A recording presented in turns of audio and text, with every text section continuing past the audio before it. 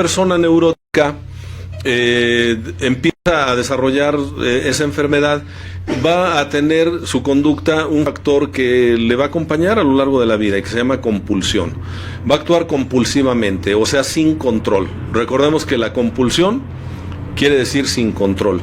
Entonces no importa que tú bebas alcohol, vas a beber compulsivamente, vas a beber hasta la embriaguez. Y ahí espiritualmente quedas marcado, ¿no? Porque te tienes falta de sobriedad. Recordemos que la gula dice que es abusar del placer que Dios nos ha conferido de comer y beber en la justa medida.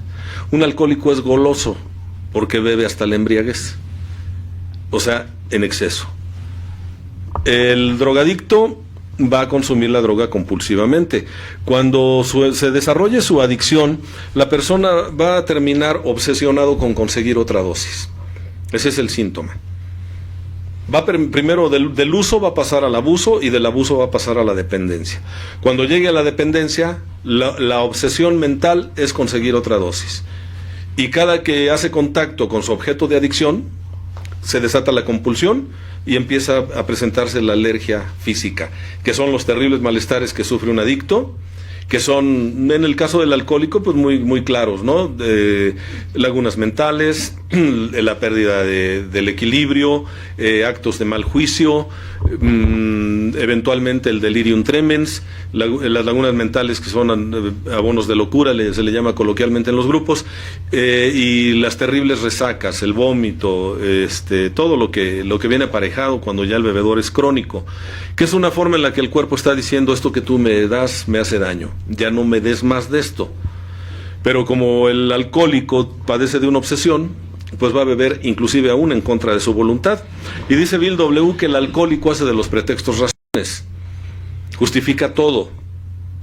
¿Y ustedes creen que el neurótico no? ¿Y ustedes creen que el drogadicto no? ¿Que el cocainómano, el narcómano? Y hay otro tipo de adicciones, porque recordemos que podemos ser adictos a cosas, o sea, a sustancias. Podemos ser adictos a personas, relaciones destructivas. Podemos ser adictos a circunstancias, servidores de grupo que cuando ya no los reeligen se resienten y se van del grupo. Se volvieron adictos al reflector y se consiguen otros 3 o 4 iguales y se van a abrir una nueva fuente de vida. Y yo me pregunto, ¿cuánta neurosis va a salir de ahí? Ahí aplica muy bien esa máxima que dice: Dios los hace y ellos se juntan. Sí, cuando la gente se junta para algo positivo, qué bueno, pero cuando se juntan por el resentimiento, cuidado, ¿no? El pronóstico de veras es reservado. Y aplica también una máxima que dice que las ratas se unen ante el peligro y cuando el peligro pasa se destruyen entre sí. He conocido algunos. ¿Cuál es la cuestión? Podemos ser adictos también a ideas y eso le pega muy fuerte al adicto, sea cual fuere la adicción que tenga. La adicción a la idea de que yo siempre tengo la razón, de que soy una persona maravillosa, de que deben quererme independientemente de cómo yo me porte, de lo que yo haga, de lo que yo diga. ¿Por qué? Pues simplemente porque se trata de mi persona. Pues que no te das cuenta, pendejo, quién soy yo, ¿sí? ¿Qué no te das cuenta, babosa, con quién estás tratando? O sea, soy yo. Por eso el que se resiente no porque el otro sea una porquería de persona, sino porque me lo hiciste a mí. O sea, te atreviste a hacérmelo a mí, que soy el tesorito de mamá, ¿no? Que soy el bebé de mi codependencia, porque así se hablan. Oye, bebé. Pero cuando son tus vecinos, al bebé luego le hablan de hijo de tu tal por cual, ¿no? O sea, el bebé se transforma en un objeto indeseable y entonces le dicen: eres un hijo de tu tal por cual. No digo malas palabras porque está saliendo el programa y creo que la gente que escucha merece respeto. Yo siento que esto no es un congal y que tenemos que mostrar un poquito de recuperación. Y creo que el cambio de juicios y actitudes aplica. Porque puede haber gente que escuche, que no tenga experiencia grupal y diga: qué bonita forma de recuperarse. Y no porque me interese lo que digan de mí, sino porque me interesa que la gente no se desencante de una propuesta de recuperación que salva vidas, la mía, por ejemplo. Entonces, ¿cuál es la cuestión aquí? Podemos ser adictos a cosas, personas, circunstancias o ideas. Y el adicto adolece de lo mismo. Hay personas que son adictos a la idea de que todo tiene que estar limpio y se la pasan limpia y limpia. El lugar donde estén. Ayer estaba yo en Morelia, fui a compartir a Morelia, Michoacán, allá con unos buenos amigos, y vi a una chica que desde que terminamos el compartimiento no dejó de hacer limpieza. Salimos después de medianoche y seguía limpiando cosas. Y yo me preguntaba, ¿lo que tiene que limpiar está adentro o está afuera? Porque dicen los principios herméticos, como es adentro es afuera, como es arriba es abajo. Adicta a la idea de que todo tiene que estar limpio. El perfeccionista es adicto a la idea de que todo tiene que ser perfecto, y hasta lo dice, las cosas se hacen bien o no se hacen. Y cuando tú le preguntas, ¿y quién es quien las hace bien? Entonces, pues yo soy la única persona que las sabe hacer bien. Fíjense la trampa del perfeccionista. El perfeccionista da una orden y él termina ejecutándola. Haz esto, lo otro. Ay, déjame, porque tú no sabes hacer las cosas. Y al ratito empieza, es que nadie me ayuda. Es que me dejan toda la carga a mí. No, pero te dijeron que te ayudaban, pero no lo hacen bien. Bueno, la persona perfeccionista, aunque no lo quiera escuchar y se salga de la sala, es una persona que está llena de vergüenza. En algún momento de su vida fue humillada o fue exhibida de manera dolorosa, y con tal de no volver a experimentar ese dolor, del dolor de la vergüenza o de la culpa, entonces se obsesiona con, entre comillas, hacer las cosas bien, o hacerlas perfectas más bien. El adicto a las circunstancias, pues ahí tenemos políticos que ya son los famosos dinosaurios, ¿no? Que ya los llevan en silla de ruedas al Congreso, o en un diablito, o en patineta, ¿no? Ya no pueden, pero siguen aferrados al poder. Se llama megalomanía. Es una adicción al poder. Todo aquel que tiene un poder por largo tiempo empieza a tener una deformación de la personalidad. Todo aquel que llega a tener un poco de poder personal y se confía, llega a tener un retroceso dentro del programa. Bill W. nos previene cuando nos dice que en áreas espirituales es peligroso guiarse solo. En terrenos espirituales es peligroso guiarse solo. Y algunos dicen que ya se apadrinan con Dios. Entonces, no, yo ya me apadrino con el jefe. Y dice Bill, cuidado, porque a lo mejor quien te está hablando es la voz del ego y no la del que tú crees. Por eso es importante que alguien te refleje, te retroalimente. Las relaciones sanas son las que se dan entre amigos, entre amantes, entre socios que son capaces de decirse sus verdades, utilizando una técnica que se llama asertividad. O sea, te voy a reflejar cosas sin insultarte, sin ponerte etiquetas, sin descalificarte como ser humano, pero sí voy a describir tus conductas. Y entonces cuando yo señalo la conducta puedo decir, no estoy de acuerdo con lo que tú estás haciendo, en lugar de decirle, eres una porquería de persona, por eso actúas así. Parece lo mismo, pero hay una gran diferencia. No es lo mismo decirle a mi hijo, este 5 no se ve bien en la boleta, que decirle, eres un burro, y compararlo desfavorablemente con los demás. Debería ser como tus primos o como fulanito, fulanita de tal. Mira nada más qué calificaciones. Y si estás peleado con la pareja, pues agarras por ahí, ¿verdad? Y lo burro lo sacaste de la familia de tu padre, ¿sí? Allá todos son así. Esto puede parecer jocoso, pero ahí es donde empieza a formarse la personalidad adictiva, entre otras cosas. Gente que se vuelve adicta a que otros le aprueben, porque alguna vez le descalificaron. Y entonces son los que están, ¿cómo me veo? ¿Cómo me veo? ¿Qué te pareció? Esto, lo otro, y pues, ¿cómo te sentiste tú?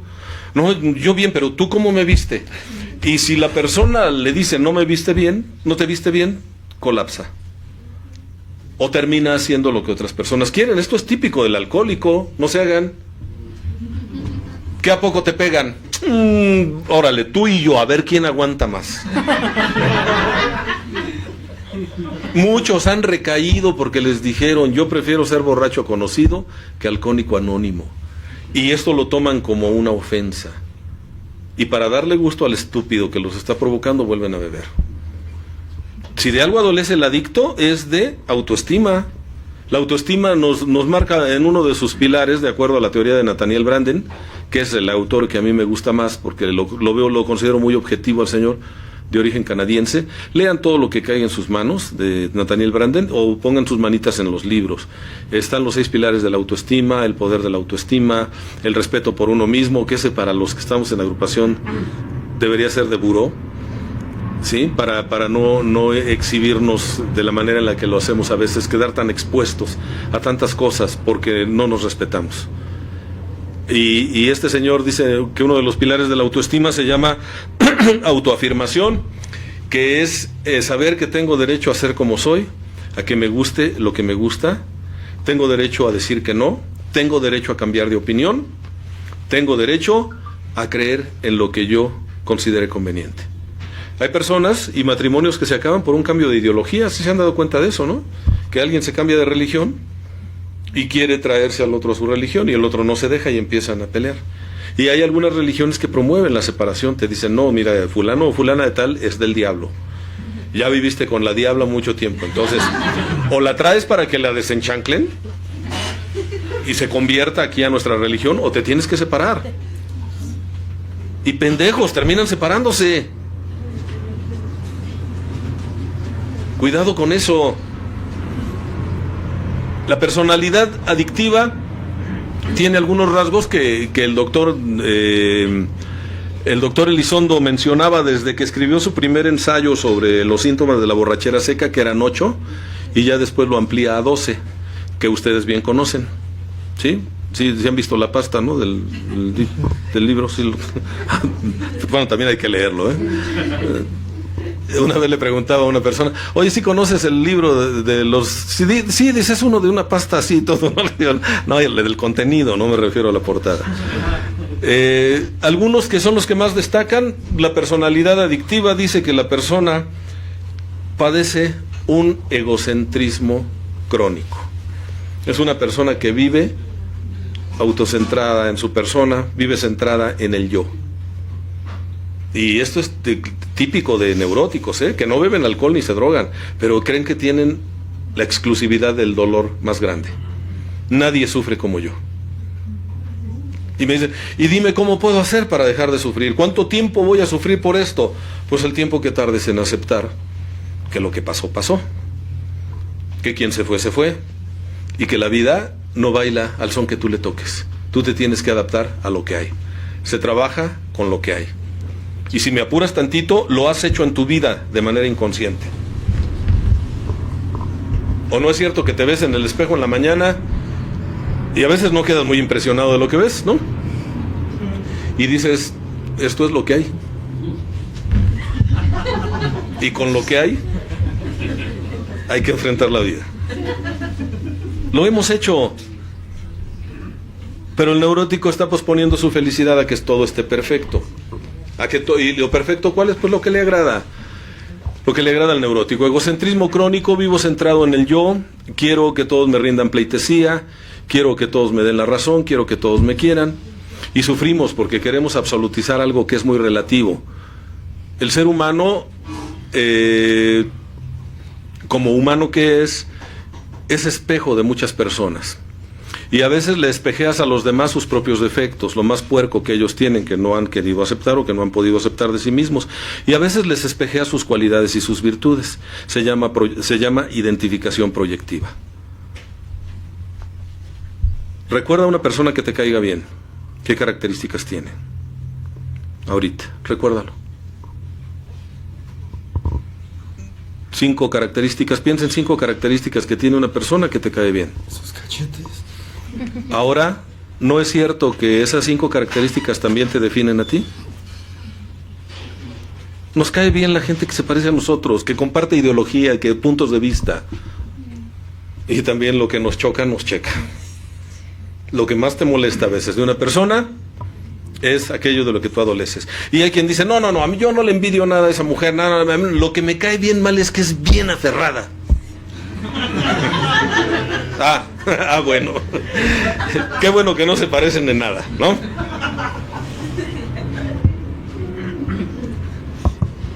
El programa nos da un antídoto excelente para ese síntoma tan agresivo, egocentrismo crónico. Nos dice que el egocentrismo se vence cuando nosotros hacemos servicio. Y el servicio es uno de los 3 legados, recuerden. Hay quien dice que el servicio no da recuperación. Pues hace porque nunca ha servido. Porque cómo duele hacer servicio cuando no tienes ganas. A veces hacer servicio te duele todo, a veces hasta te duelen las partes más nobles de tu cuerpo. Les comento porque estuve en La Piedad este fin de semana y traía un dolor tremendo.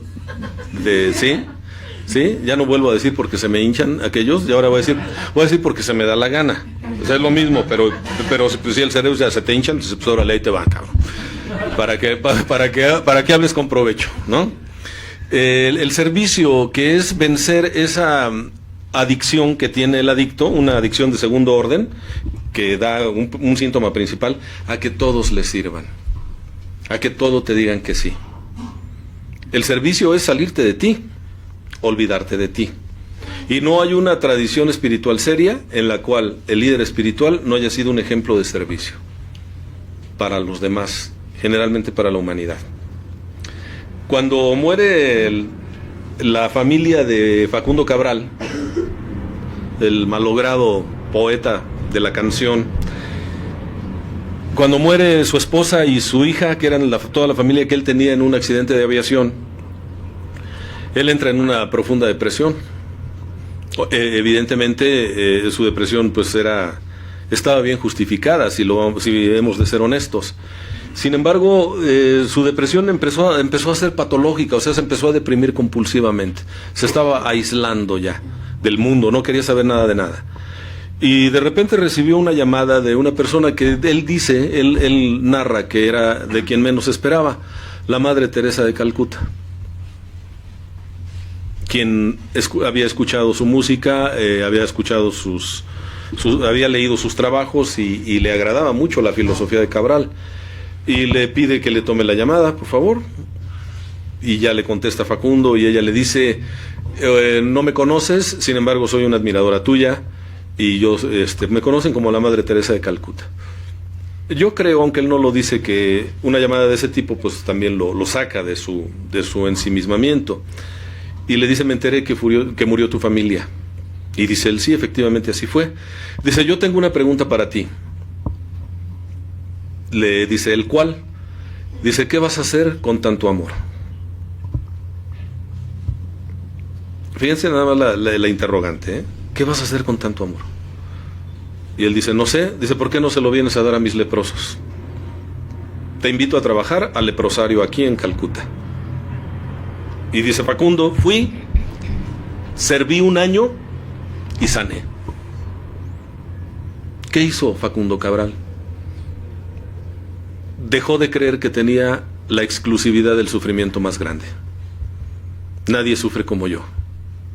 Porque ¿cuál es la queja del neurótico, como ustedes comprenderán? ¿Cuál es? Nadie me quiere, nadie me entiende. Y luego la tribuna se convierte en un duelo de ver quién sufre más. No, pero no es nada. Déjame que te cuente lo que a mí me pasó, lo que a mí me hicieron, cómo me engañaron, cómo me estafaron. Sacamos, ¿no?, nuestras cicatrices de guerra, que digo, pues sí, son evidencia de que has estado aquí, pero a veces pasamos demasiado tiempo lamiéndonos las heridas, quejándonos. Y si las quejas solucionaran los problemas, sería conveniente. Pero las quejas no hacen muchas veces más que aumentar el dolor. Sí es cierto que cuando tenemos una pérdida vamos a entrar en un proceso de duelo, pero la fórmula, me dice mi maestro de meditación, la fórmula, Roberto, es caminando y llorando. No puedes quedarte tirado en el piso a llorar, porque la vida continúa contigo o sin ti.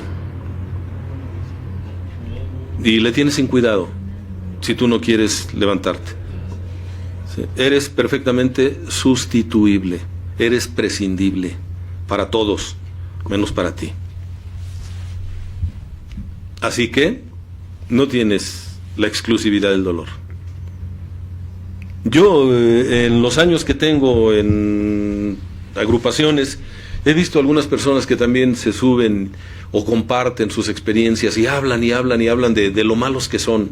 Parece que han encontrado un placer perverso, que es el placer deformado de la conmiseración también, ¿no? No soy feliz porque soy muy malo. Y soy tan malo que háganse para allá porque soy peor que el Antrax, ¿no?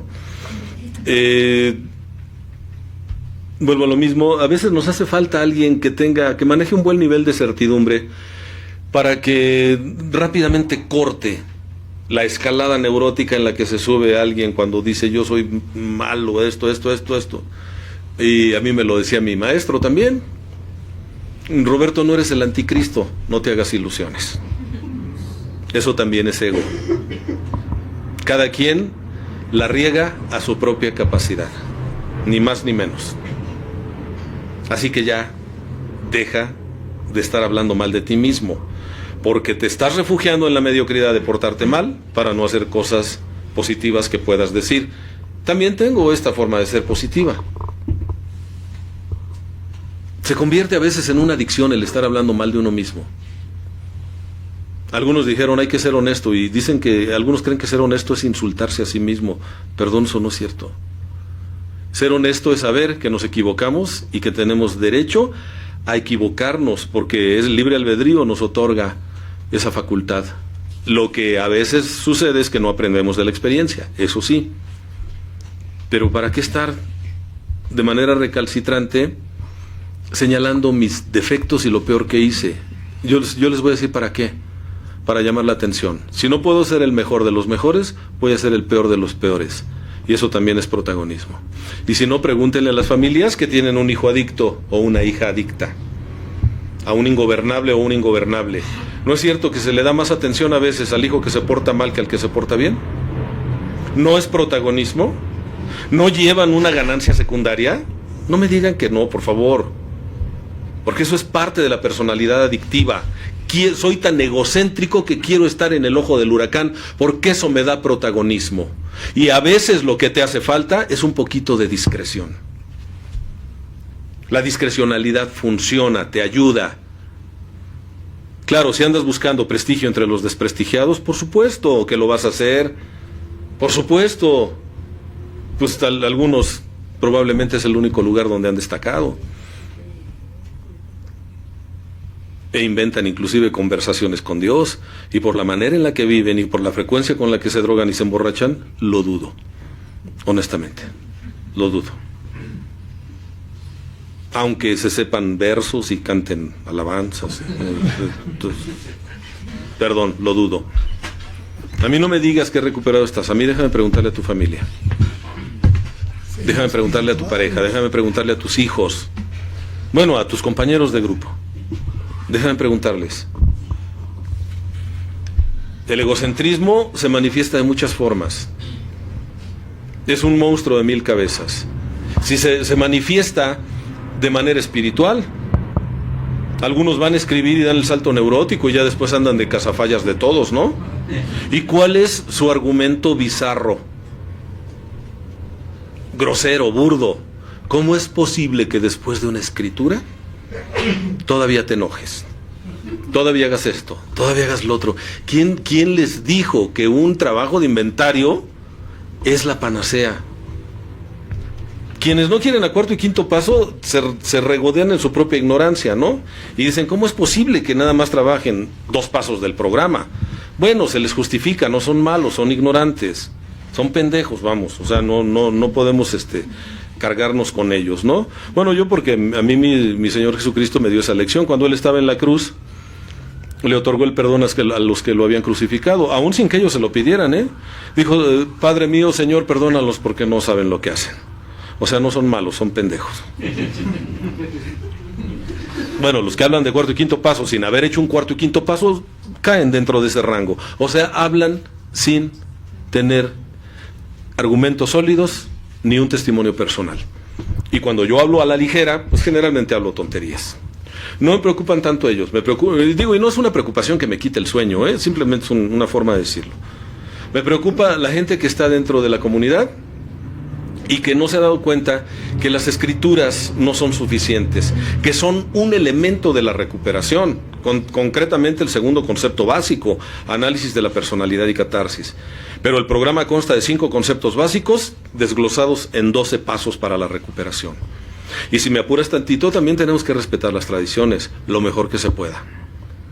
Y tenemos que respetar los conceptos para el servicio. Porque todos ellos en conjunto van encaminados a que ese síntoma tan agresivo de la personalidad adictiva que es el egocentrismo pierda fuerza. Los 12 pasos, las 12 tradiciones y los 12 conceptos para el servicio mundial son ego reductores. Todos nos piden ir en contra de nuestros deseos personales. Todos nos invitan al servicio, todos nos invitan a ser constantes y conscientes. Todos nos dicen, no busques exhibicionismo, inclusive a través de tu propio sufrimiento. Tú levantarás tu fondo de sufrimiento cuando le sea de utilidad a otra persona. De algunos andamos haciendo alaraca y andamos inclusive a veces hasta excediéndonos. Esa es una cuestión muy neurótica. No quiero que me quieras, quiero que me tengas lástima. Qué poco respeto tienes por ti. Te voy a decir todo lo que he sufrido. ¿Para qué? ¿Para causar mi conmiseración hacia tu persona? Qué poco te valoras. Un día cuando verdaderamente oiga tu testimonio de alma y corazón adentro, como me decían que había que trabajar la catarsis, diré, te felicito porque todo lo que tú sufriste no fue suficiente para acabar contigo. Eres superviviente de la neurosis engendrada muchas veces en tu propia casa. Y por supuesto que quien te volvió neurótico no lo hizo con la intención. Te dio lo que podía darte y punto. Las cosas sucedieron, es evidente y no se puede negar. Pero tampoco vas a agarrar a tus padres de pretexto favorito. Porque eso es lo que hace el egocéntrico. Yo no soy feliz porque tú ves unos padres así y así y así y así. Yo conozco a muchos que tuvieron padres peores que tú y son felices. ¿Por qué no perdonas? El que no perdona es por egocentrismo, vuelvo a lo mismo. Y a veces de manera, diría yo, patética, te dicen, yo perdono pero no olvido. O sea, te está diciendo, nomás me estoy haciendo pendeja. Cuando me acuerde voy a sacar el as debajo de la manga, que tú ya sabes que lo tengo debajo de la manga, porque además ni lo tengo oculto. Porque hasta te amenazo, ¿no? Y te digo, ¿a poco crees que ya se me olvidó? ¿No? Síguele, síguele. ¿No crees que ya se me olvidó? ¿Por qué no perdonas? Por egocentrismo, porque te lo hicieron a ti. He conocido padrinos y madrinas que a sus ahijados les dicen, perdona, perdona, perdona, salva tu relación, esto, lo otro, pero cuando se los han hecho a ellos, no se aplican absolutamente nada de la palabra perdón. ¿Por qué? Muy entendible, no necesitamos ser doctos en la materia, con un poquito de experiencia grupal es evidente. ¿Por qué? Porque te lo hicieron a ti. ¿Cómo se atrevió?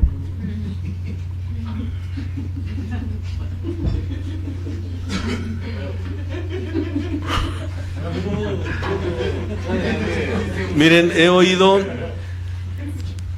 así catarsis bien intensas de gente que dice, ¿cómo fue posible que yo me equivocara así? ¡Cuánta arrogancia! Agustín, pues sí, entiendo que se equivoque, pues, tiene su grupo allá en Iztacalco, ¿no? Daniel, pues está chavo. La Ronda no está tan chavo, pero a lo mejor por eso, ¿no? Porque pues, ya... Pero yo, ¿qué es lo que está diciendo esa persona? Los demás porque son pendejos, pero ¿cómo yo? ¿Yo cómo pude equivocarme así? Y la vida te lo dice igual que los demás, porque quieren ser felices y quieren dejar de sufrir. El ser humano en busca de la felicidad, a veces de manera ignorante hace pendejada y media creyendo que así va a ser feliz. Y lo único que hace es aumentar su felicidad.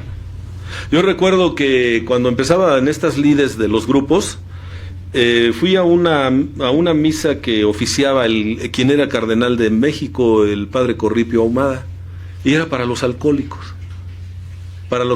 de un movimiento que no eran los tradicionales, eran los 24 horas. Y entonces me entré a escuchar la misa y algo me llamó la atención. El padre decía algo que no es nuevo, pero para mí era muy nuevo, yo nunca lo había escuchado, y él fue el conducto de que yo recibiera esa cápsula de conocimiento, y tan no se me ha olvidado que ahorita la estoy recapitulando. Él decía, bienvenidos a todos los alcohólicos aquí.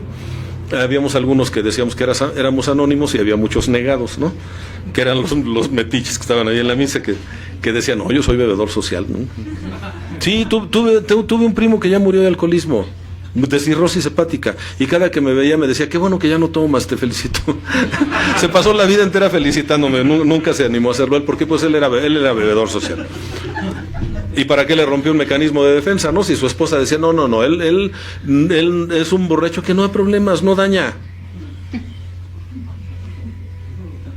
No es violento. Y yo dentro de mí decía, no es violento que se quede tirado en la sala de tu casa vomitándose y que sus hijos lo vean. ¿No es violento eso?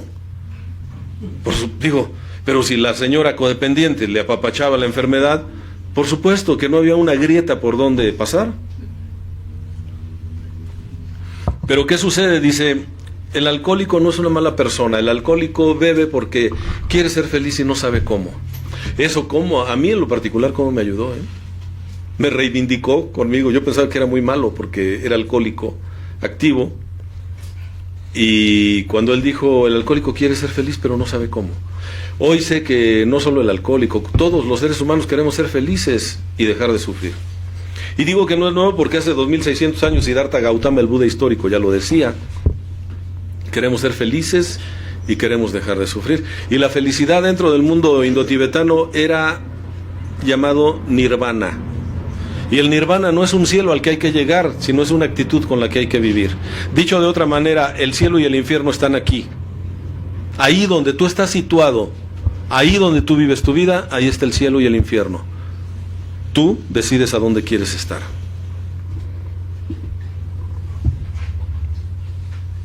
El alcohólico quiere ser feliz, pero no sabe cómo, tiene muy pocos recursos. Y entonces en la defensa del ego, defiende a ultranza sus puntos de vista, pasa por encima de la sensibilidad de otros, es tremendamente individualista, es tremendamente resentido, pero insisto, no solo el alcohólico, sino esos síntomas, el radio significativo de acción de esos síntomas se amplió a todas las personas que tienen adicciones. El trabajólico, o sea, el adicto al trabajo, workaholic, tienen los mismos síntomas. El egocentrismo da pie a muchos otros, es la columna vertebral de la neurosis. Infantilismo. ¿Qué berrinches hace el adicto, no? El adicto a que lo quieran o el adicto a que le den la razón, o la adicta a que le den la razón. ¿Qué berrinches hace? Si entrara un niño de 4 años y es un berrinche aquí, uno dice, pues, es una criatura. Y eso pasa con la edad. Pero a veces la berrinchuda tiene 20, 30, 40, 50 años. El berrinchudo es un adolescente eterno. Es un niño pasmado. Tiene 70 años y hace unos pinches berrinches porque no le trajeron su leche tibia.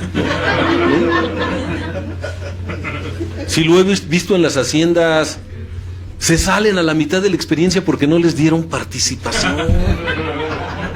Y yo iba a regalar una experiencia de fondo que iba a reventar a la mesa. Pues lo único que reventó fue el ego, ¿no? Pero el problema con el ego es que se reestructura. Por eso después de determinada escritura te dicen repara los daños antes de tanto tiempo. Porque el ego se reestructura, ¿eh? Y al ratito dices, no es necesario, ¿para qué? Yo estoy bien. Y sí, le pediría disculpas, pero siempre y cuando acepte que ella empezó, ¿no? Ya empiezas a regatear.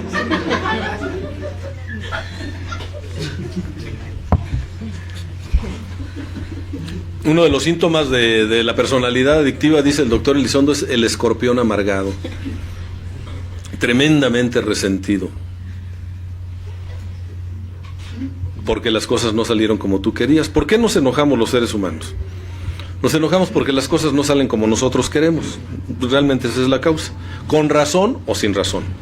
La persona saludable se enoja, lo manifiesta o trabaja el enojo y lo libera. Perdona. Perdonar quiere decir liberar el enojo. Eso quiere decir perdonar. En hebreo.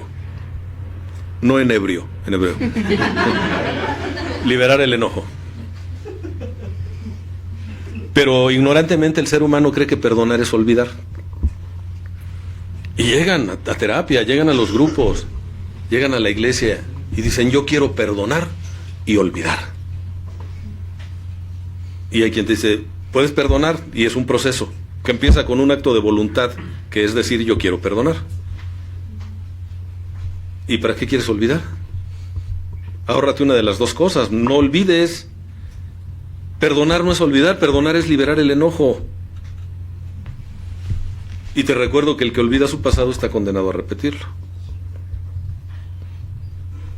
Pero yo quiero olvidar porque si no, no, a ver, no confundas. Perdonar no es reconciliación, necesariamente, aunque a veces sí, por supuesto.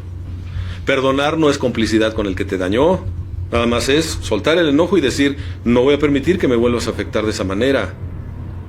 Si entendemos lo que es el perdón, y eso requiere análisis, estudio y sobre todo aplicación a nivel personal. Si tú lo entiendes, tienes conocimiento. Y el conocimiento te va a permitir actuar de manera correcta.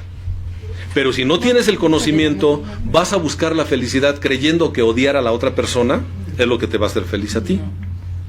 Y dice el Corán, y dice bien, no te sientes en la puerta de tu casa a esperar a ver pasar el cadáver de tu peor enemigo.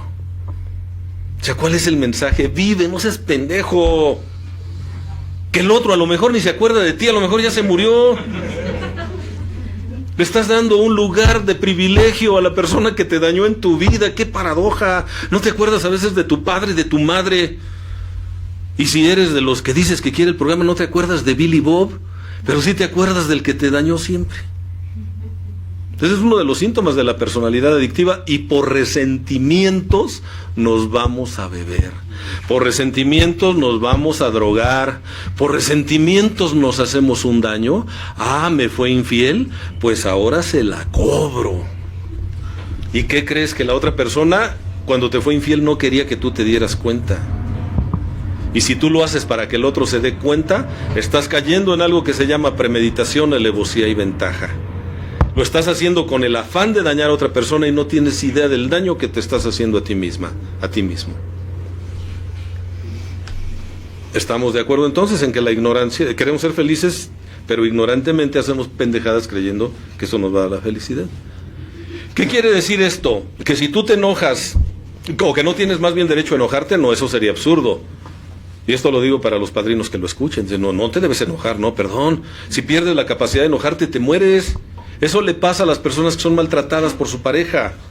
En la violencia intrafamiliar hay una figura psicológica que se llama síndrome de indefensión adquirida. Llega a ser tanta la sevicia, o sea, tanta la crueldad del agresor o de la agresora, porque también se da en los dos casos, que pierde la capacidad de defenderse, y es cuando la persona abusiva acaba con ella. No, por favor, el enojo te ayuda a cuidar de ti, y es un indicador de que algo está mal en tu relación o en tu persona. Yo un día, cuando salí de un lugar en donde estuve internado, dije, ya me cansé de esta porquería de vida. Y el enojo me hizo buscar algo. Afortunadamente llegué a AA. Y mi vida cambió. Y la de mis seres queridos también, por cierto. El enojo me hizo cambiar. Si no hubiera tenido la capacidad de enojarme con lo que yo estaba viviendo y lo que me estaba haciendo a mí, y por extensión a los demás, yo ya no estaría aquí, en este mundo. El enojo es necesario. Enójate, pero no cargues con el enojo. Evita el resentimiento. Porque algunas personas, precisamente por resentimiento, se van a beber. El hombre perro. Sí, es aquel hombre castrado psicológicamente por la mamá con la que vive, a la que le dice esposa. Se llevó a vivir a su casa una réplica de su mamá. Y vive un incesto emocional con esa mujer. Sí, porque uno no se acuesta con su mamá, ni con sus hijos, sexualmente hablando, no. Tuve el caso de unos pacientes, pero clarísimo era, clarísimo. Me decía, ¿cuándo va a dejar de beber fulano de tal? Pues cuando dejes de hostigarlo y le regreses los testículos que le cortaste. Oye, pero ¿por qué dice eso? Porque ¿cuál es la única forma en la que él toma venganza de ti? Ah, ¿lo que te molesta es que tome? Pues ahí te va, cabrón. Ahí te va. Recaída tras recaída. Recaída tras recaída. Y cuando hablaba con él le decía, ¿con quién estás más enojado? ¿Con ella o contigo? ¿Con quién creen que me decía? Conmigo. Por agachón, por dejado.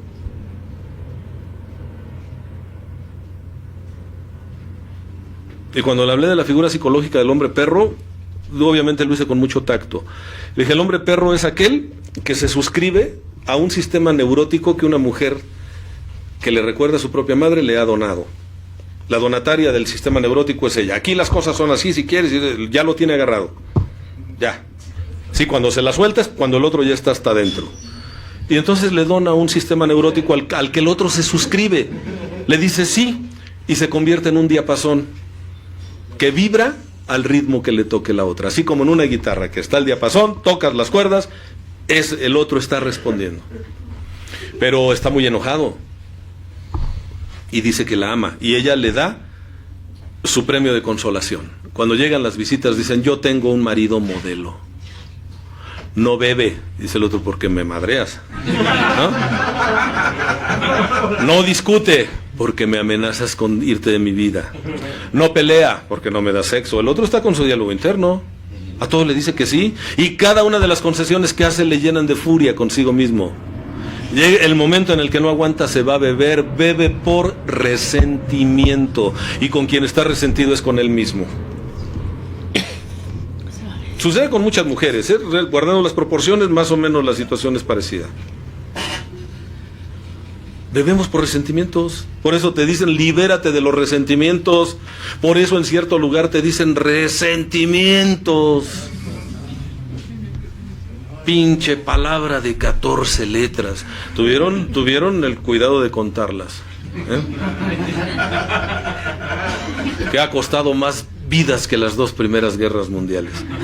¿Quién sabe de dónde sacaron esas estadísticas? Yo cuando oí eso dije, no estarán exagerando estos cabrones. Pues si tan solo en Rusia se murieron 20 millones. Pero no puede que siga viendo la locura que estamos compartiendo. Yo creo que se quedaron cortos. Sí. Me disculpo públicamente ante quien dice eso. Sí, seguramente. Por resentimientos, quien tiene una personalidad adictiva es dependiente de manera neurótica, tiene la tendencia a generar dependencias insanas. Todos en este mundo dependemos de todos. Así que por favor ya no digan eso de que yo no necesito de nadie, yo soy independiente. No es cierto. Vivimos en un universo interdependiente, donde todos dependemos de todos. Pero hay dependencias sanas y dependencias insanas. Tú puedes depender de tu pareja en muchos sentidos. Tú puedes depender de tu familia en general. Yo tengo una dependencia del programa y de las agrupaciones. Por eso me agrupo. No piensen que porque soy muy espiritual. No, yo he comprobado que el grupo sin mí sobrevive perfectamente. El grupo en el que yo milito, una vez no fui a la experiencia y uno de mis hijos me dijo, Roberto, estás muy enfermo, no seas soberbio, la experiencia va a salir, vayas o no vayas. Así que quédate a atenderte. Y ya me quedé a atenderme. Lo que había que atender era la llamada de emergencia al baño, ¿no? Sí, tenía una tremenda gastroenteritis, que cuidado. Y me quedé. Después tuve que reconocer con la idea perversa de que se les atorara el chamaco a media experiencia y me hablaran para que fuera yo a resolver el asunto.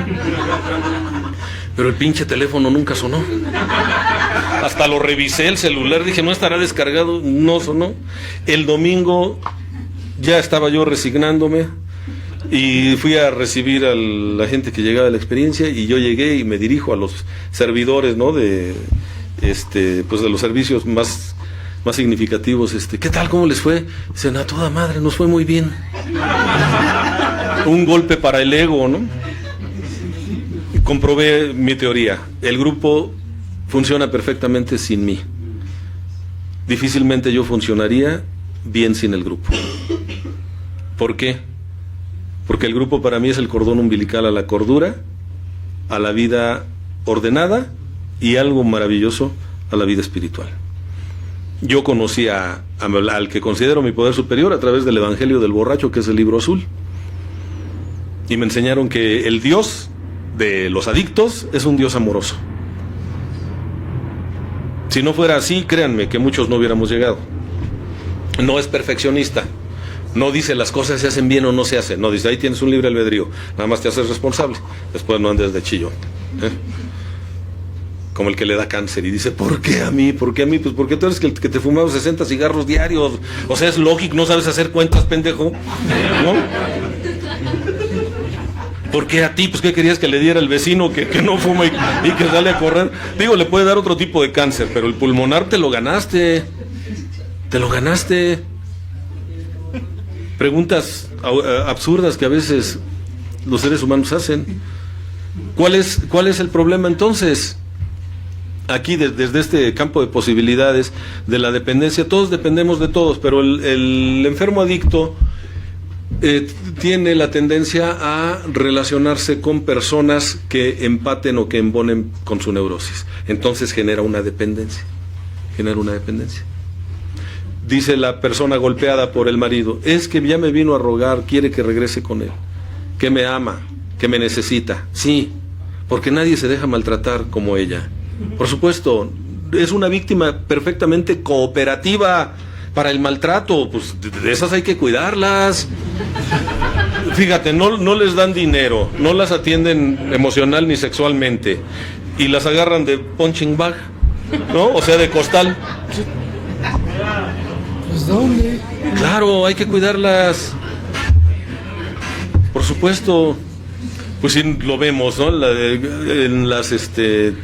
En los grupos, en las agrupaciones, que llega alguien y dice, no, este chavo tiene algo que me atrae. No es guapo, pero tiene algo que me atrae. Pues es locura, tiene locura, eso es lo que te atrae.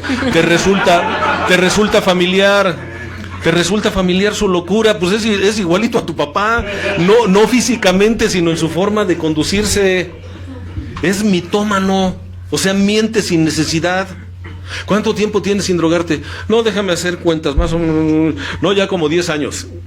Si yo lo veía quemándole las patas al chamuco hace 6 meses y me dice que ya no. ¿Sí? Es como aquellos que celebran 20 y tantos años y sabes que se acaban de poner una guarapeta. Pero conocen el programa. Lo conocen, pero por fuera, ¿no?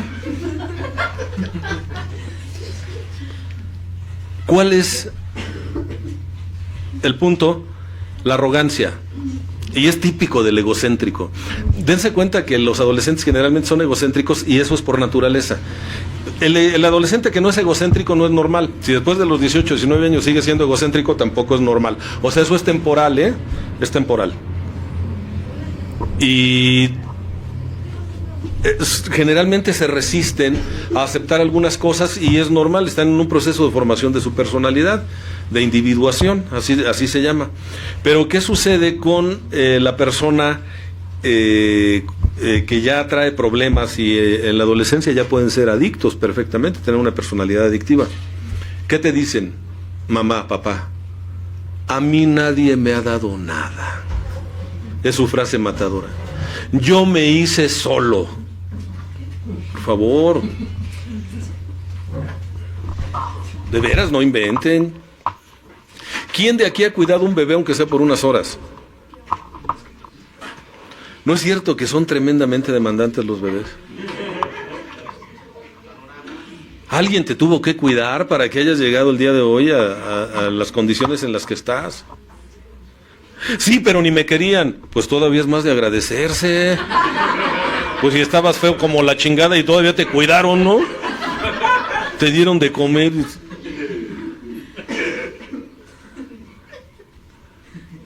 Yo siempre he pensado que no soy hijo de mi padre. Dice tu papá también, ¿no? Pero no investiguen, porque si no tu mamá se enoja y se va con el papá de los niños. Entonces mejor no investiguen. ¿Sí? Yo no necesito de nadie y por eso a un poder superior lo dejas arrumbado. O dices que crees en Dios, pero realmente no crees en Dios. O a lo mejor sí crees en Dios, pero no crees que Dios te quiera así como eres. No, es que Dios no me va a hacer el milagro, porque yo soy bien mala, yo soy bien malo. Y a mí mi papá o mi mamá o mi abuela me dijeron que si yo no era un niño bueno, Dios no me iba a querer. Dios se iba a enojar conmigo. Mi codependencia, yo sé cuál es su génesis. Yo, obviamente, todo adicto, antes de ser adicto, es codependiente. Esa es la manifestación de la neurosis más marcada de un adicto, es codependiente. Y tenía yo una abuela que me decía que Dios era codependiente también, no me lo decía así, pero decía, Dios está triste porque te portaste mal. No, entonces yo dije, Dios también es codependiente, ¿no? O sea, yo hago las pendejadas y el que se deprime es él, como en la familia de los alcohólicos, ¿no? Arreglan bonito así para la Navidad y están esperando, ¿sí? Oye, no ha llegado fulano de tal y hoy le daban el aguinaldo y quedó de traer esto y vemos cómo la familia se empieza a deprimir. Por eso odio la Navidad. No, lo que tú odias es el alcoholismo, no la Navidad. Porque hay gente que no se emborracha, hay gente que no hace desórdenes en la Navidad, no inventes. Yo desarrollé mi codependencia, ahí fíjense, desde los 4 años yo ponía triste a Dios. Y además me decía, si no te portas bien, Dios no te va a querer. Por supuesto que desarrollé una codependencia, entonces tengo que, no que portarme bien, sino hacer como que me porto bien para que me quieran. Y el mensaje es, así como eres, nadie te puede querer. No eres digno de ser amado así como eres. Y eso es una gran mentira. El instinto de seguridad básica, de acuerdo a la teoría de Erik Erikson, se forma el primer año de vida. Y se forma cuando somos amados de manera sana por un adulto, generalmente mujer, que es la persona significativa en ese primer año de vida, y que sobre todo nos regala tiempo y contacto físico. Si no hay contacto físico, el niño no se siente querido, porque el niño es muy kinestésico a esa edad. No habla, no entiende el código de palabras tampoco, escucha, pero no sabe qué es lo que dicen los demás, pero entiende la intención. A un niño tú le puedes estar diciendo hasta una mala palabra, pero si la dices con ternura y mirándolo a los ojos, el niño se ríe. ¿Sí? Porque ahí la maldad está de tu parte, no en él. Sí, él dice, esta persona es linda, me quiere. Se hizo un experimento en Estados Unidos, por ahí de los años 30, 40 del siglo pasado, se hizo un experimento donde los niños abandonados tenían una tasa de mortalidad del 60%. Los abandonaban y se los llevaban al orfelinato, les daban tratamiento médico adecuado. El doctor Tolt, así se apellidaba, dijo, hay que darles un tratamiento verdaderamente riguroso en cuanto a higiene en los alimentos, una dieta bien balanceada, para que se logren, crezcan y después los podamos dar en adopción. Pero la tasa de crecimiento no bajaba. Y entonces otro doctor dijo, aquí está sucediendo algo. Y checó que en la India los niños abandonados apenas sí comían y tenían una tasa de mortalidad de apenas el 5%. ¿Qué era lo que sucedía? ¿Por qué sobrevivían allá los niños y acá no? Y se fue a investigar. Y cuando llegó les dijeron, ¿qué le dan de comer a los niños? Pues para lo que nos alcanza. Y pasa una ancianita cargando a un bebé. Le dice, ¿y ella quién es? Dice, es una voluntaria. ¿Y qué hace ella aquí como voluntaria? Viene a darles contacto físico a los niños, viene a cargarlos. Todas las tardes viene y trabaja 4 o 5 horas sin cobrar honorarios, cargando a los pequeñitos, dándoles caricias emocionales. Y entonces él regresa a este doctor y dice, vamos a hacer un experimento. Y le dijeron, ¿cómo vas a ir en contra de la teoría del doctor Tolt? O sea, era así como que una herejía, ¿no? Y consigue voluntarias el señor, empiezan a darle contacto físico a los pequeños, ternura verbal, y la tasa de mortalidad bajó hasta un 4%. De un 60% a un 4%. ¿Qué sucedió? Que el ser humano depende, es tremendamente dependiente, desde que nacemos. Somos dependientes por naturaleza, no por elección. Y la responsabilidad de los padres en la formación de los hijos es llevar a ese ser totalmente dependiente a convertirlo en una persona autónoma. En alguien no independiente, pero alguien saludablemente autónomo. que sea capaz de hacerse cargo de sí mismo y que entienda que afectivamente, económicamente, lo que ustedes quieran va a depender de otras personas. Y que si me apuras tantito y tienes la suerte de tener una guía espiritual, dependerás de Dios. Porque hay cosas que solo Dios podrá darte. Y tú que estás trabajando en el programa sabes lo mismo que yo. No importa que conozcas tus defectos de carácter, no importa que tengas más escrituras que un notario público. Hay cosas que tú sola no vas a poder lograr. El séptimo paso lo dice claramente, ¿no? No está de adorno el séptimo paso. Dice, humildemente le pedimos a Dios que nos liberase de nuestros defectos. ¿De cuáles? De aquellos con los que tú no has podido o que no has querido entrarle. Porque recuerden que el sexto paso dice que estamos enamorados de nuestros peores defectos de carácter. Pero hay cosas que tú no vas a conseguir, Dios te lo va a otorgar. Y ese es un recordatorio de que no eres el alfa y omega de la existencia. De que quizás sí te convertiste en el Dios de tu propio universo, pero eres un Dios enano, eres un Dios de cuarta división. Por eso te fue como te fue. Cuando te pones en manos del verdadero, del grande, del efectivo, las cosas cambian, ¿eh? Yo respeto las creencias, la idiosincrasia de las personas, pero si no comparto algo, les doy mi punto de vista. Y hace un tiempo, una de las personas que tenía yo en la clínica me recomendaba un poder superior X. Y me decía, no, mira, si tú le pones esto y lo otro, aquello, y yo le decía, es que, mira, yo no quiero entrar en polémicas, pero yo te voy a decir algo, mi poder superior limpiaba a los leprosos, le devolvía la vista a los ciegos, liberaba a los endemoniados y revivía a los muertos. Tú me estás pidiendo que me baje de nivel. Perdón por ser tan burdo en el ejemplo, le decía yo, pero ¿cómo me haces esa propuesta? Y puedo decirte que por ley de atracción y por la afinidad que yo tengo y por lo que a mí un poder superior me ha regalado, podrías traerme otro que quizás fuera más portentoso, aunque lo dudo. Porque entonces no creería que mi Dios verdaderamente es omnipotente.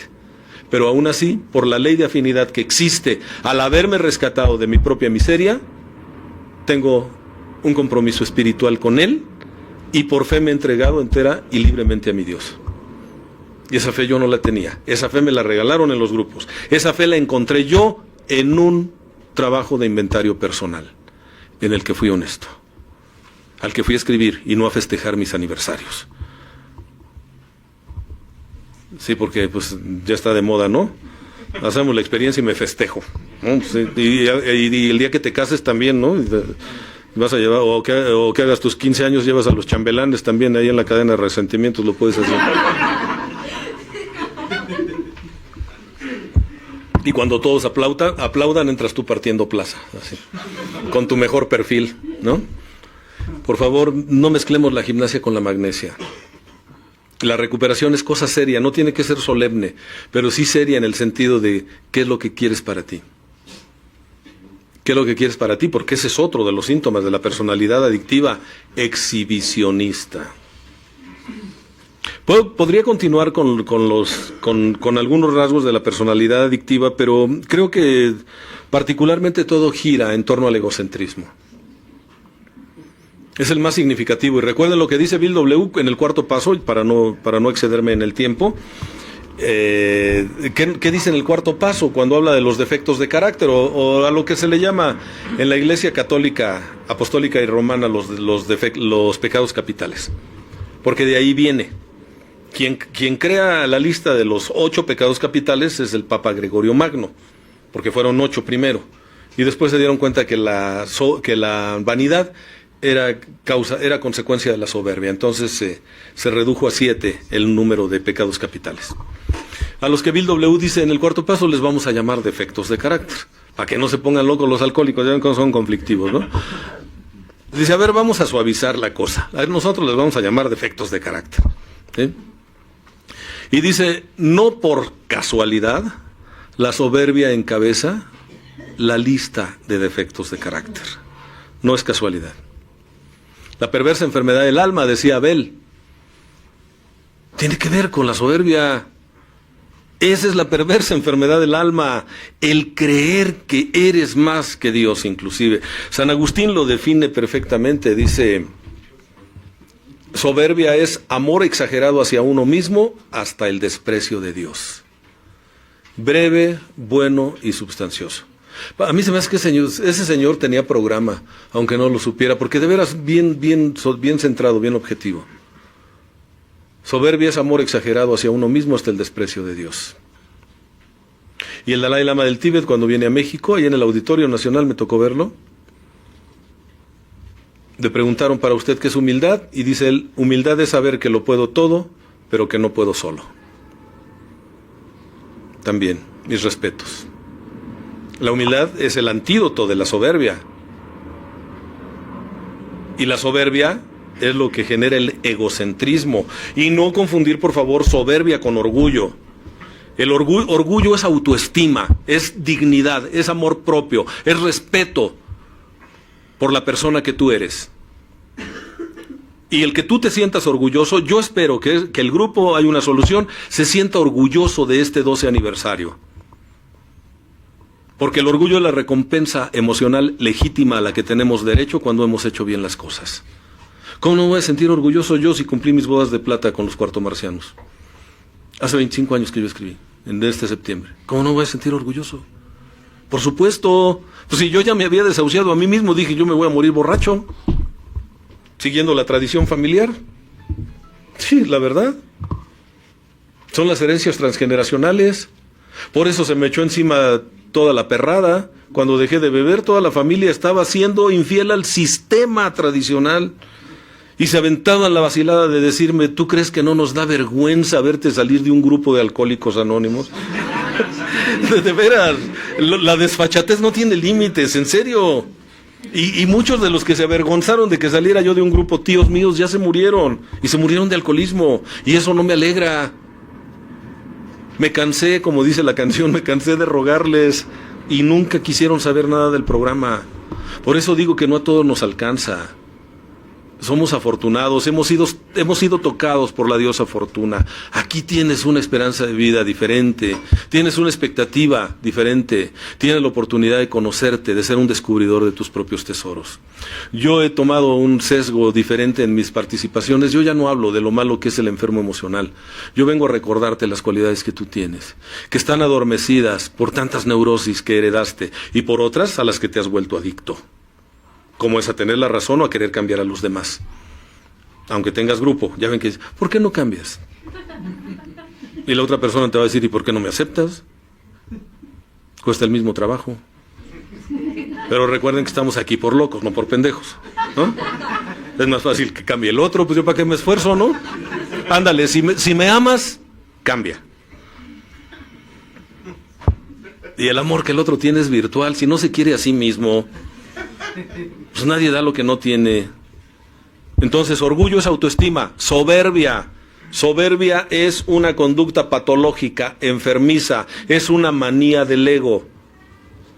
Conducta compulsiva del hedonismo, el placer por el placer, la satisfacción personal. Veo al otro como un objeto que voy a utilizar para mi placer, para mi bienestar, para mi conveniencia, para mi crédito social.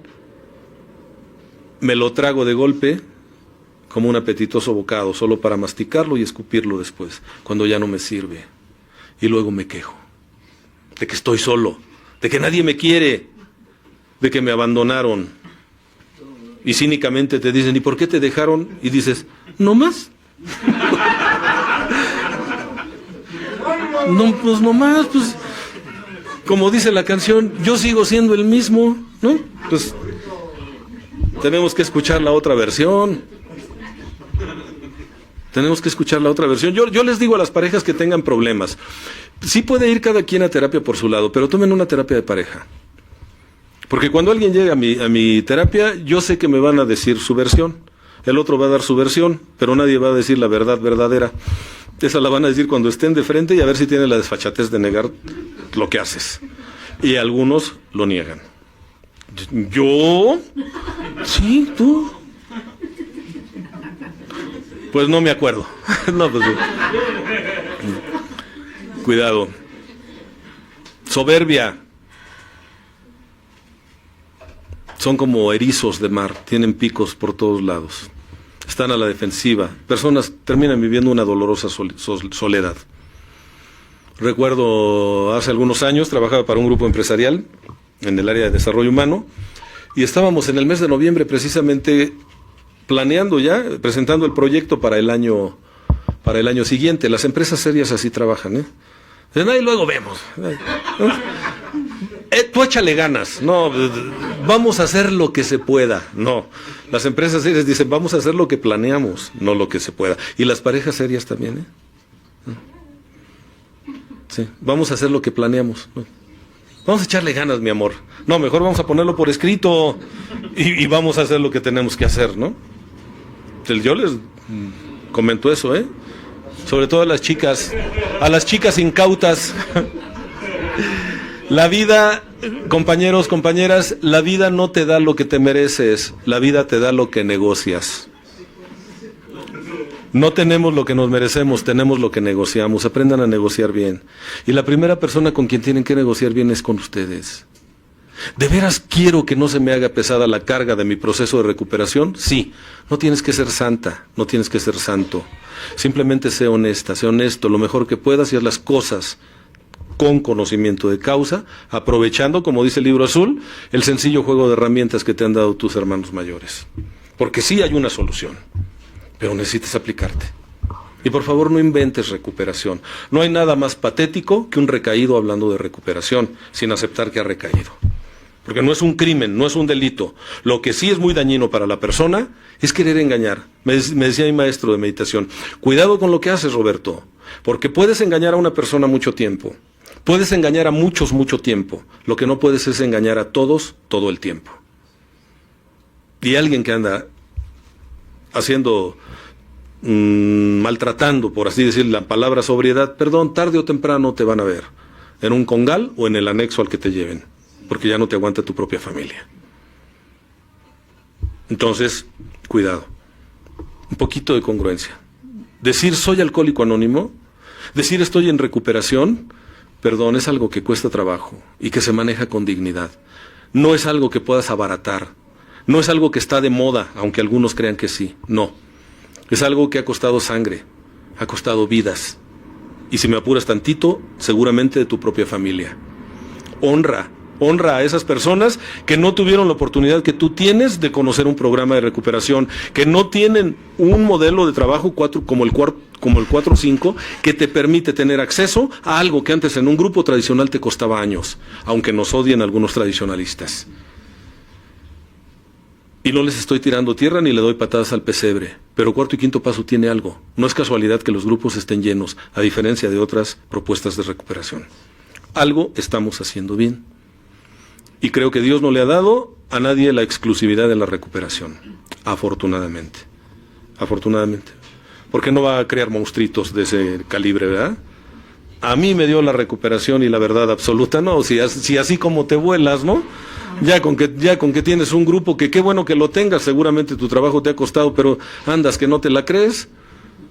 Ya te hablas de tú con el poder superior y ya ves a tus compañeros chiquitos, orejones y pendejos. Pues no, ahí está la soberbia, pero en otro sentido. La persona soberbia termina viviendo una espantosa soledad. Y estábamos en esa mesa en donde yo era la persona, por así decirlo, de menor rango, porque yo era del staff, ni siquiera era de la estructura empresarial, pero daba servicios profesionales y estaban muy contentos conmigo. Y cada que hablaba un director o un ejecutivo, este director soberbio decía, no, esas son pendejadas. Y hablaba otro, no, ¿cómo se te ocurre? Es una estupidez eso. Y llegó un momento en el que, queriendo apoyarse en mí, y yo no soy comparsa de nadie, me dice, ¿tú cómo ves, Roberto? ¿Tú qué piensas de todo lo que han dicho estas personas? Le digo, mira, yo lo que pienso es que tú debes ser una persona muy solitaria.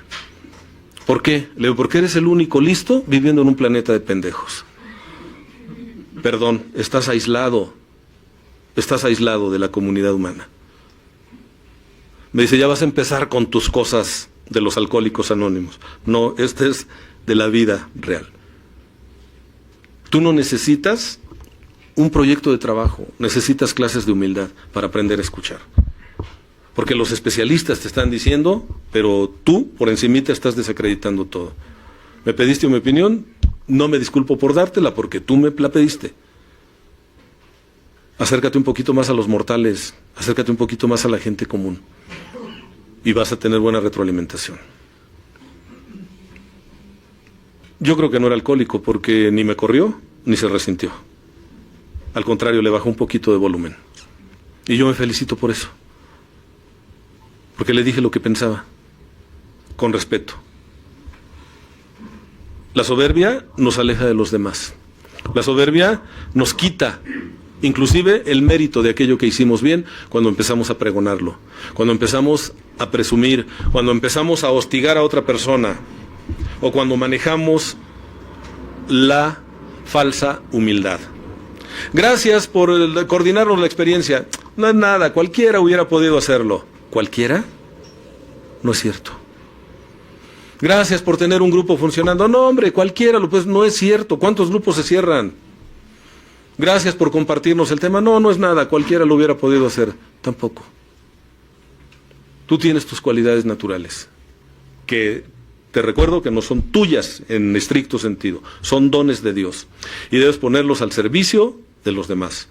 Si Dios te da un don y tú no lo pones a trabajar y no lo pones a tu servicio porque es tuyo y de los demás, estás estafando a Dios.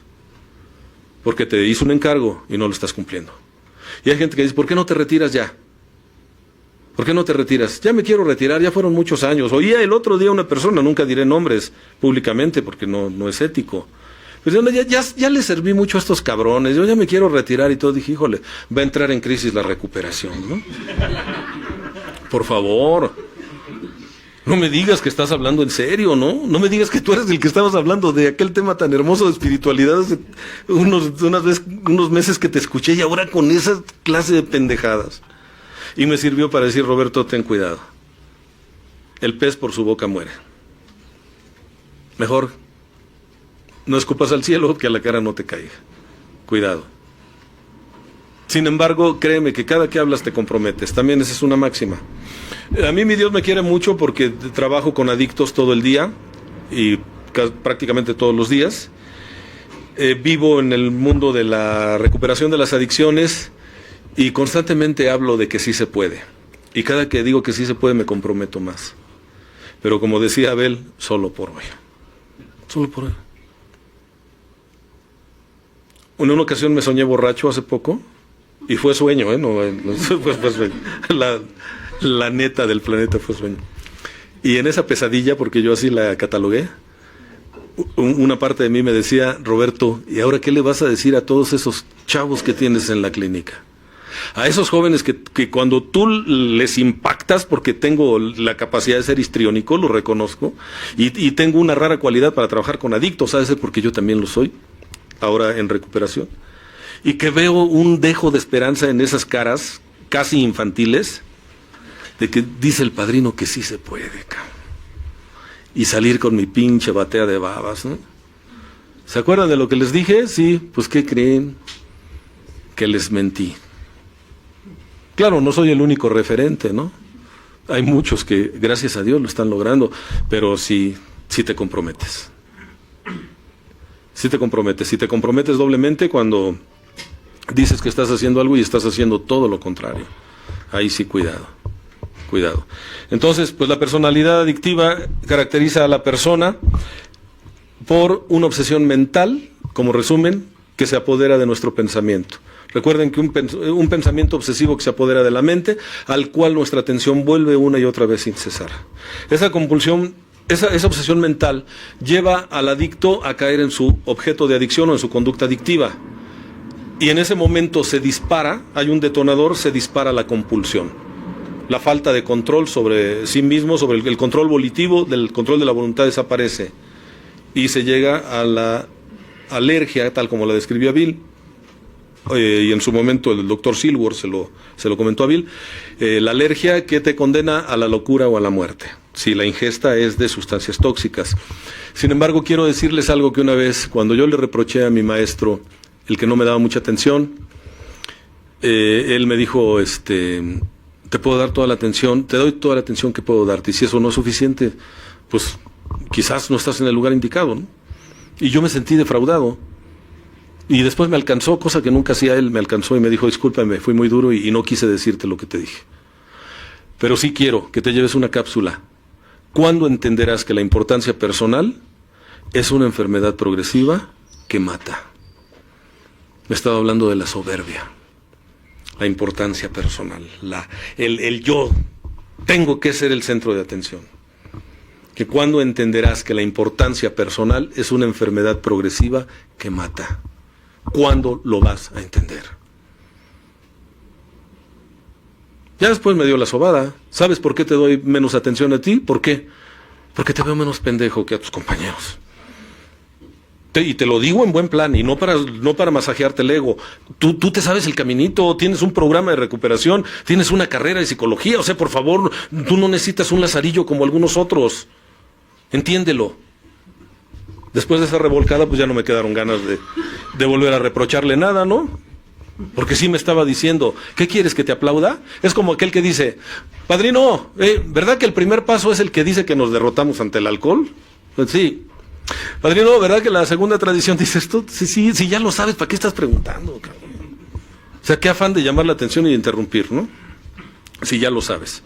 Bueno, pues termino con esta historia que dicen que se le escuché a don Raimundo Sousa, y le creo, porque es una persona solvente moralmente, a quien yo admiro y respeto, y de quien espero todavía aprender muchas cosas. En una ocasión dice que estaba Bill W. en el hospital de Towns siendo desintoxicado por el doctor Silworth. El doctor Silworth ya le había hablado a Bill de lo penoso de su situación. La obsesión mental, la alergia física, la compulsión, todo. Y le dice, doctor, dígame por qué no puedo dejar de beber. El doctor se voltea, siempre se hablaron de usted, y le dice, Bill, su problema es que es usted una persona sumamente egocéntrica. Ese es su problema. Se fue y lo deja con un palmo de narices. Y es cuando Bill, la parte neurótica de Bill, dice, pues si hay un Dios, la parte sana le dice, ¿quién eres tú para negar la existencia de Dios? Y la parte neurótica dice, pues si hay un Dios, que se manifieste. Y ahí es donde se da la experiencia espiritual de Bill. ¿Cuál fue el detonador o el factor precipitante? El que el doctor le dijo, tu enfermedad es más espiritual que psicológica o física. Y se lo estaba diciendo un hombre de ciencia, que nunca habló de Dios, creo, pero nunca negó la existencia de Dios, al menos. Tuvo ese recato. Tu problema es que eres egocéntrico, y el egocentrismo es soberbia. La soberbia es, creo yo, el pecado capital más agresivo con el que nos encontramos en este planeta llamado Tierra. La lucha constante, y creo que una buena recomendación, al menos para mí, es ¿qué puedo hacer el día de hoy para desinflar un poquito mi ego? Y si se puede, un mucho. Y si no lo haces tú, la vida lo hará por ti. Te enseñará la humildad a palos. Ojalá y no lleguemos a esos extremos. De mi parte es todo. Gracias, Agustín. Tú sabes el aprecio que te tengo. Tú eres mi amigo, eres mi compañero, sin embargo, eres mi compañero y mi amigo. Yo me precio de ser amigo tuyo. Y gracias por invitarme a esta fiesta espiritual. Gracias a todo el grupo Hay una Solución, que ha apoyado tanto en los trabajos que estamos haciendo, y me da mucho gusto encontrarme a gente aquí de es Nueva Visión, de Nueva Visión Radio. Saludos a toda la gente que nos escucha, y si no estás de acuerdo con lo que dije, pues gracias por escucharme de todos modos, porque el tiempo es invaluable, y en el mundo de la recuperación todo sirve, hasta lo que no sirve, para decir yo no quiero hacer eso, yo no quiero andar así. Dios los bendice, tengan muchas 24 horas de sobriedad, y aunque suene trillado, pues se termina un año, y esperemos que lo terminemos excelentemente bien, y que el año que viene Dios nos siga dando energía, fuerza para continuar en este camino, porque son carreras de resistencia más que de velocidad. Felices 20. Si quieres ya terminamos, porque quiero hacer un comercial. Gracias, Daniel, como siempre. Muchas gracias. Gracias, felices 24 horas. Para